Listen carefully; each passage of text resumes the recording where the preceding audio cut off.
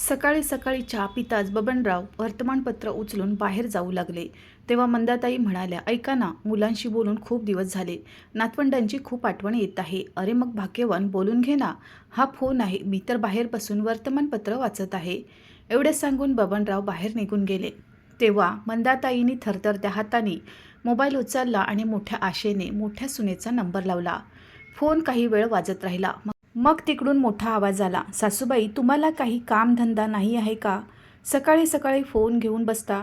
तुम्हाला माहिती आहे ना, यावेळी मुलांची शाळेत जाण्याची वेळ असते. मी स्वतः किती व्यस्त असते. त्यांना तयार करणे, नाश्ता बनवणे आणि मग स्वतः ऑफिससाठी निघणे. वरून तुमचे फोन उचला. कृपया वारंवार फोन करून सकाळी सकाळी आम्हाला त्रास देऊ नका. सुनेचे बोलणे मंदाताईंच्या मनात बाणासारखे रुतले. काही क्षणासाठी त्या शांत राहिल्या.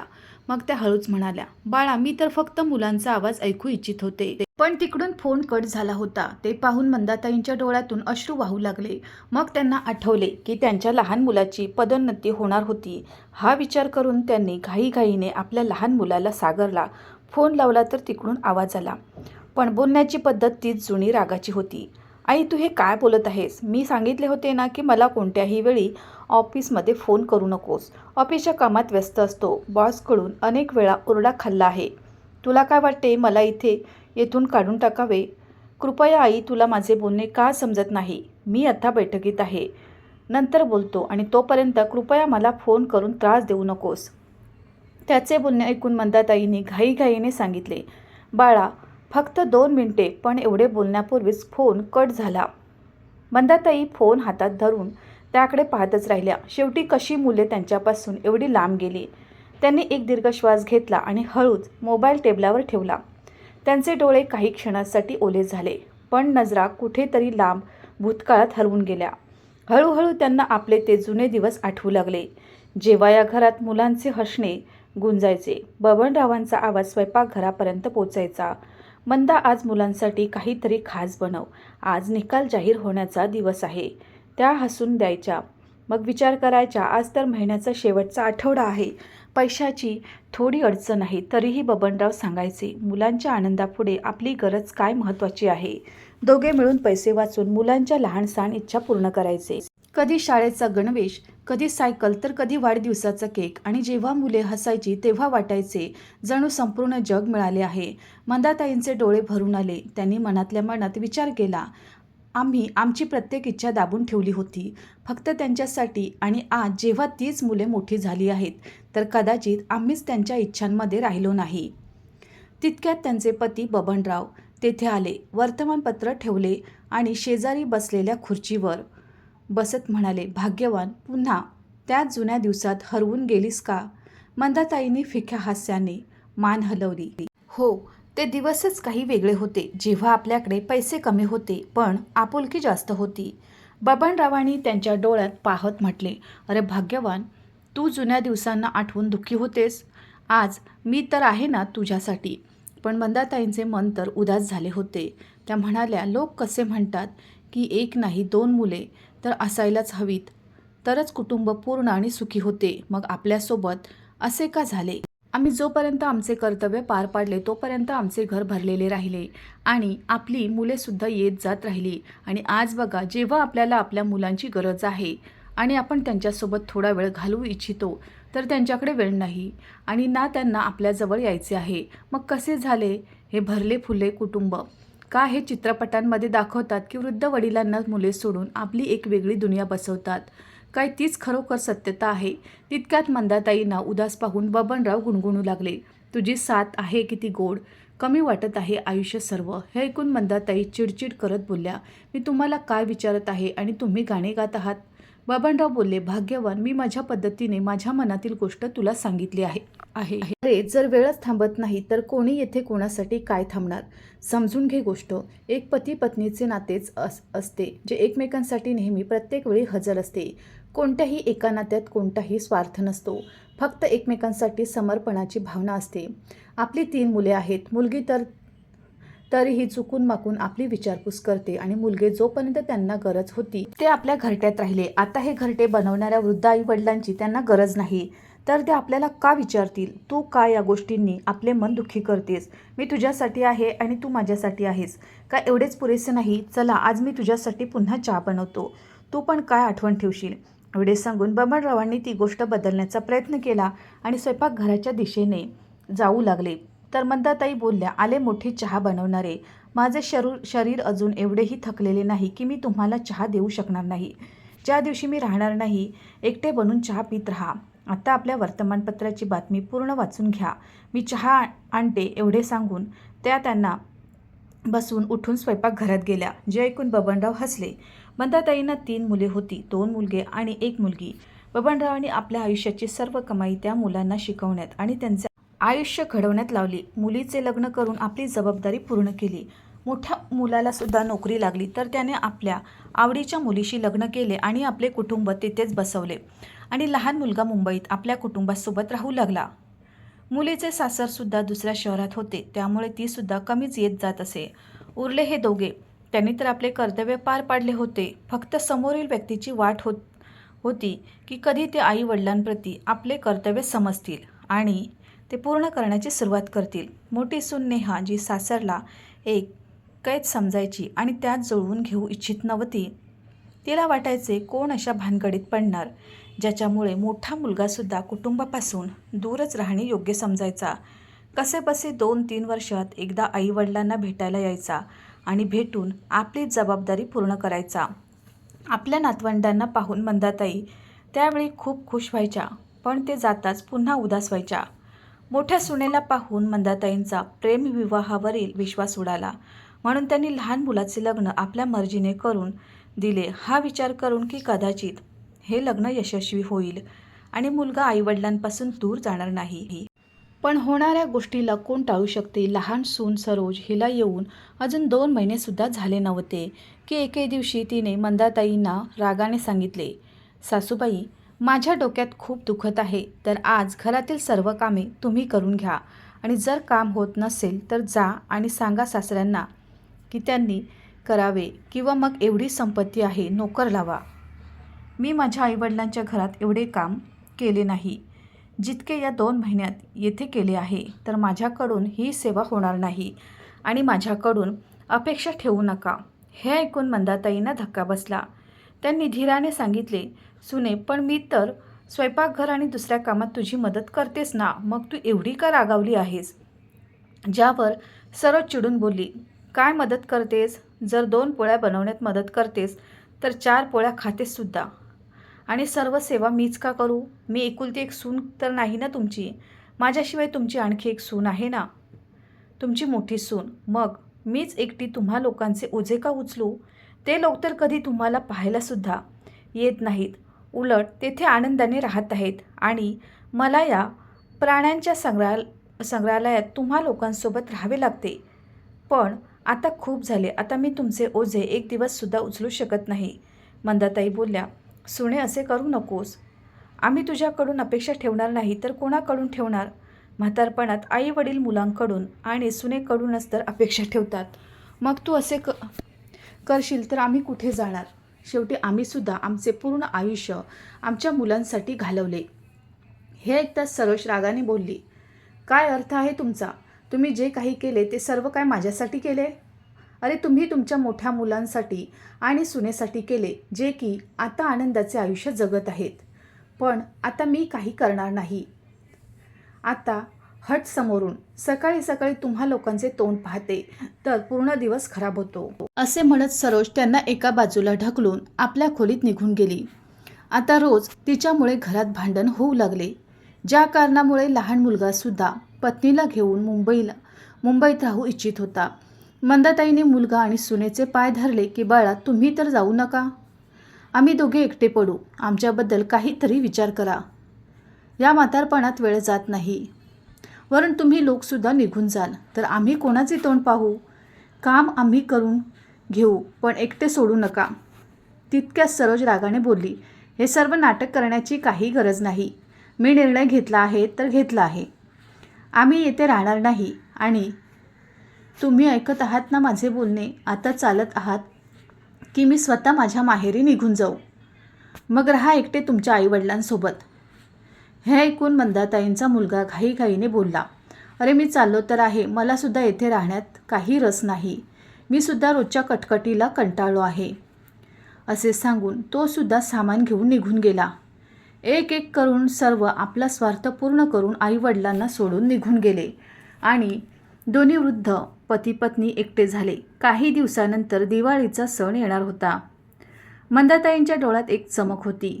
यावेळी त्यांनी मनातल्या मनात ठरवले होते की या दिवाळीला संपूर्ण कुटुंब एकत्र असेल. त्यांचे मन आशेने भरले होते की सर्व मुले येतील, घर पुन्हा दिव्यांनी उजळून निघेल. एरवी तर येऊ शकत नाहीत, पण सणाला तर भेटू शकतात ना. त्यांनी सर्वात आधी मोठ्या मुलाला फोन केला. फोन उचलताच तिकडून थंड आवाज आला, आई माफ कर, पण आम्ही तुझ्यासोबत दिवाळी साजरी करू शकत नाही. सध्या वेळ नाही, ऑफिसमध्ये काम सुरू आहे. तरीही येते दिवाळीचा दिवस ऑफिसचाच असतो. तू लहान मुलासोबत साजरी कर, मंदाताईंनी हळू आवाजात सांगितले. बाळा, सर्व एकत्र बसू तर घरात थोडा प्रकाश वाढेल. तितक्यात तिकडून त्यांच्या सुनेचा रागाचा आवाज आला, अरे तुम्ही त्या म्हातारीशी बोलणे बंद करा. हिचे नाटक संपतच नाही. तुम्हाला सुद्धा ऑफिसला जायचे आहे. निघून जा, तिला तिच्या हाल अपेष्टांवर सोडून द्या.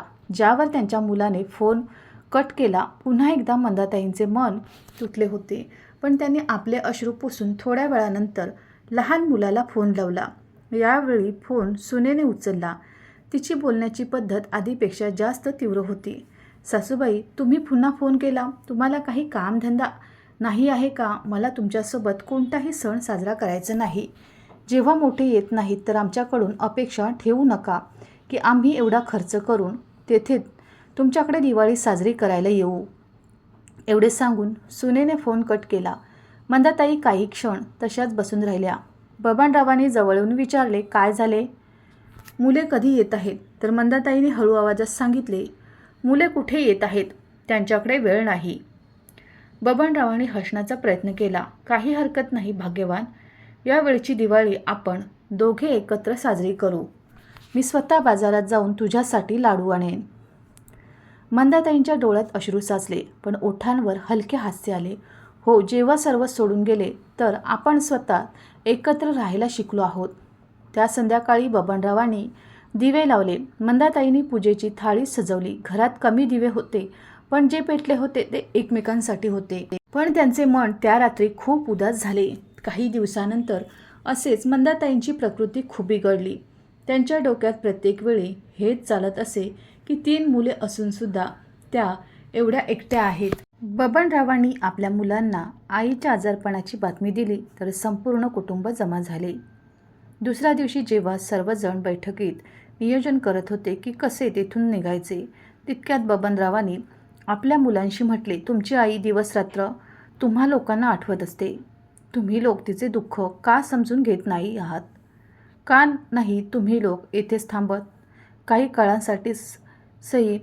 काय तुम्ही लोक आपल्या आयुष्याचे 1-2 वर्षेसुद्धा आम्हाला देऊ शकत नाही? हे ऐकून दोन्ही मुलगे एकमेकांकडे पाहू लागले आणि त्यांच्या पत्नींचे तोंड वाकडे झाले. नेहाने लगेच सांगितले, नाही, मी तर अजिबात राहू शकत नाही. मला कोणी बंधनात ठेवावे हे मला अजिबात आवडत नाही.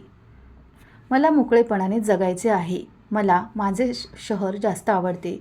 हे ऐकून सरोज का मागे राहील? तिने सुद्धा सांगितले, हो तर मीच एकटी सेवा का करू वहिनी? वहिनी तर आपल्या पतीसोबत निघून जाईल. माझ्या येण्यापूर्वीसुद्धा त्यांनी एवढी वर्ष एकटे शहरात मजा केली आणि आतासुद्धा निघून जातील. मी एकटी येथे कष्ट करत राहू नका. बाबांना जितके केले खूप केले. आता तर काही झाले तरी कोणी जगो किंवा मरो मला काही फरक पडत नाही. बबनराव हे ऐकून आश्चर्यचकित झाले. ते बोलले, येथे कोणते बंधन आहे सुने? कोणता तुम्हा लोकांना सासूचे पाय दाबायचे आहेत? तुम्ही लोक आपल्या मर्जीने जगता, तरीही तुम्ही लोक अशा गोष्टी करत आहात. तितक्यात सरोज बोलली, माझ्याकडून तुम्हा लोकांची सेवा होणार नाही. तुमची मोठी सून जर करू शकते तर विचारून घ्या, नाहीतर माझ्याकडून अपेक्षा ठेवू नका. मी एकदा सांगितले, बस येथेच गोष्ट संपली. दोन्ही मुलगेसुद्धा सांगू लागले, बाबा जर आम्हाला माहिती असते की तुम्ही आम्हाला हे सर्व सांगण्यासाठी बोलवत आहात तर आम्ही आलोच नसतो. अरे आमचे आयुष्य आहे, आम्हाला जगू द्या. का आम्हाला त्रास देत आहात? तुम्हा लोकांनी तर जितके जगायचे होते जगले. आता आमच्या आयुष्यात एवढे हस्तक्षेप करू नका की श्वास घेणेसुद्धा कठीण होईल. तरीसुद्धा आम्हाला लहानाचे मोठे करून तुम्ही कोणताही उपकार केला नाही. हे तुमचे कर्तव्य होते जे तुम्ही पार पाडले. जर तुम्हाला पैसे हवे असतील तर सांगा, तितकी मदत आम्ही करू शकतो, पण येथे राहण्यासाठी सांगू नका. एवढे सांगून दोघे आपापल्या पत्नींना घेऊन निघून गेले. बबनराव जाताना आपल्या दोन्ही मुलांचा चेहरा पाहतच राहिले. दुसऱ्या दिवशी मुलगीसुद्धा आपली जबाबदारी पार पाडण्यासाठी आपल्या घरी निघून गेली. तर पुन्हा तेच एकटेपणा चारही बाजूला पसरले, ज्याच्यामुळे हळूहळू मंदाताईंची प्रकृती अधिकच खराब राहू लागली. एके दिवशी बबनरावांनी निर्णय घेतला आणि मंदाताईंना सांगितले, भाग्यवान, तू बरोबर सांगत होतीस. मुलांना आपली गरज नाही, ते आपले आयुष्य जगू इच्छितात. तर आता आपण त्यांनासुद्धा जगू देऊ आणि आपण आपले आयुष्य आपल्या पद्धतीने जगू. त्यांच्या जबाबदाऱ्या पूर्ण करण्याच्या चक्करमध्ये आपण आपल्या ज्या काही इच्छा अपूर्ण ठेवल्या होत्या त्या आपण आता पूर्ण करू.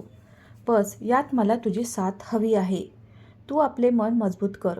तर बघ, खूप लवकर तू बरी होशील आणि तुला काय वाटते की तू निघून जावीस आणि तुझ्या मागे मी रडून रडून या लोकांसमोर एक एक पोळीची भीक मागत राहू?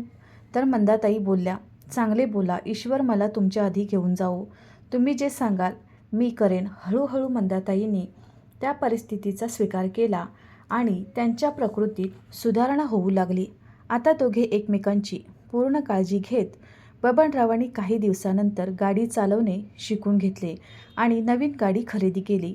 जेव्हा त्यांच्या दोन्ही मुलांना समजले की बाबांनी नवीन गाडी खरेदी केली आहे, तर त्यांनी बबनरावांना फोन केला, बाबा, का विनाकारण पैसे खर्च करण्यावर तुटून पडला आहात? या वयात गाडी चालवण्याचा छंद जडला आहे तुम्हाला? का हे सर्व तुम्हाला शोभते? कुठे काही इकडे तिकडे झाले तर पुन्हा आम्हाला येथे यावे लागेल. बबनराव बोलले, बाळा, तुम्हा लोकांच्या शिक्षणात आणि संगोपनात खूप पैसा खर्च केला, पण मला माफ करा. त्याचा तर कोणताही मोबदला येताना दिसला नाही. पण काळजी करू नका, तो आम्ही तुमच्याकडे मागतसुद्धा नाही आहोत. गोष्ट या वयात नवीन छंदाची तर नाही आहे. हे तर माझे खूप जुने छंद आहेत, जे आजपर्यंत दाबून ठेवले होते. आम्ही आमच्या इच्छा दाबून ठेवत होतो, पण आता दाबणार नाही. कारण आधी आम्हाला तुम्ही लोक दिसत होतात. आणि एक शेवटची गोष्ट जी लक्ष देऊन ऐका, हे आमचे आयुष्य आहे. आम्हाला शांततेने जगू द्या. खूप केले तुम्हा लोकांसाठी. आता आम्ही आमचे आयुष्य जगू इच्छितो. एवढे सांगून त्यांनी फोन ठेवून दिला. दोन्ही भावांनी आपापसात विचार केला की जर बाबांना थांबवले नाही तर ते सर्व संपत्ती उडवून देतील. अरे आई, आता किती दिवस वाचणार? त्यांच्या इच्छा पूर्ण करण्यासाठी का फालतू पैसे खर्च करत आहेत? हेच सर्व विचार करून दोघे आपापल्या पत्नींना घेऊन गावी पोहोचले. सरोज मंदाताईंना पाहून बोलली, अरे सासूबाई, तुम्ही तर चांगले आहात, मग फालतू आजारी असण्याचे नाटक का करत होतात? मंदाताई हसून बोलल्या, सुने, तू तर माझी सेवा केली नाहीस. हे तर माझ्या पतीने मला धीर दिला आणि त्यांची साथ मिळाली, जी आज मी माझ्या पायांवर उभी आहे आणि तुझ्या प्रत्येक प्रश्नांचे उत्तर देण्यासाठी तयार आहे. तितक्यात लहान मुलगा बोलला, जेव्हा तुमच्याकडे एवढे पैसे आहेत तर तुम्ही लोकांची मदत का केली नाही? मुंबईत मी माझे घर घेऊ शकत होतो. तेथील भाडे माहिती आहे. प्रत्येक महिन्याला 50,000 रुपये भाडे भरतो आणि तुम्ही लोक येथे नवीन गाडीत बसत आहात. लाज वाटत नाही? मुलांच्या गरजा पूर्ण झाल्या नाहीत आणि तुम्ही लोक आपल्या गरजा पूर्ण करत आहात. तितक्यात मोठा मुलगा कठोर आवाजात बोलला, तुम्हाला माहिती आहे शहरातून येण्या जाण्यात किती खर्च होतो. मी तर या विश्वासावर येथे बसलो आहे की येथील जी काही संपत्ती आहे ती सुरक्षित राहील. उद्या जेव्हा सर्व काही सोडून परत येईन तर मला मेहनत करावी लागणार नाही. पण तुम्ही लोक जिवंतपणी सर्व उडवून द्याल. त्याच्या शब्दात कोणतीही लाज नव्हती. तितक्यात मंदाताई पुढे झाल्या आणि मुलाच्या गालावर एक जोरदार चपराक मारली. जन्म दिला होता तुला, पूर्ण आयुष्य तुला खाऊ घालत राहीन हे वचन दिले नव्हते. आम्ही तर आमचे कर्तव्य पार पाडले, पण तुम्ही लोकांनी आमच्यासाठी काय केले? अरे, तुमच्यासारखी निर्लज्ज अवलाद असण्यापेक्षा मी वांज राहिले असते. कमीत कमी अशा विषारी गोष्टी तर ऐकाव्या लागल्या नसत्या. तितक्यात मोठ्या मुलाने काही सांगण्यासाठी तोंड उघडले तर बबनरावांनी रागाने सांगितले, आता एक शब्दसुद्धा नाही. घरातून निघून जा आणि परत येऊ नका. नाहीतर मी कायदेशीर मार्ग स्वीकारेन आणि हे पक्के करेन की माझ्या संपत्तीचा एकही हिस्सा तुम्हाला मिळू नये. हे ऐकून दोन्ही मुलांनी पिशव्या उचलल्या. दोन्ही सुनासुद्धा रागाने बोलल्या, आम्ही चाललो आहोत. आता तुम्ही लोक मरा किंवा जगा. आमचा तुमच्याशी कोणताही संबंध नाही. एवढे सांगून बडबडत चौघे तेथून निघून गेले. दरवाजा बंद झाल्यानंतर घरात अचानक शांतता अशी पसरली, जणू एखाद्या वादळानंतर सर्व काही थांबले असावे. मंदाताई खाटेवर बसून दीर्घ श्वास घेऊ लागल्या. तोंडून काही निघत नव्हते, पण त्यांच्या चेहऱ्यावर एका नवीन प्रकारचा दिलासासुद्धा होता, जो एखाद्या ओझ्यावरून मुक्त झाल्यासारखा होता. मित्रांनो, म्हातारपणात आईवडिलांना सर्वात जास्त गरज पैशांची नाही, तर आपल्या मुलांची असते. ज्याने पूर्ण आयुष्य मुलांच्या आनंदासाठी आपल्या स्वप्नांचा त्याग केला, त्यांना एकटेपणा आणि अपमान देणे सर्वात मोठा अन्याय आहे. खरे कुटुंब तेच आहे जिथे नाते स्वार्थाने नाही, प्रेम आणि जबाबदारीने पाळले जाते. आणि आठवण ठेवा, स्वाभिमानाने जगणे प्रत्येक वयात गरजेचे असते. तर मित्रांनो, बबनरावांनी आपल्या मुलांना माफ न करून योग्य केले की अयोग्य, आपले मत टिप्पणी करून नक्की सांगा. कथा आवडली असेल तर व्हिडिओला कृपया लाईक करा, शेअर करा आणि आमच्या चॅनलला सबस्क्राईब नक्की करा. धन्यवाद.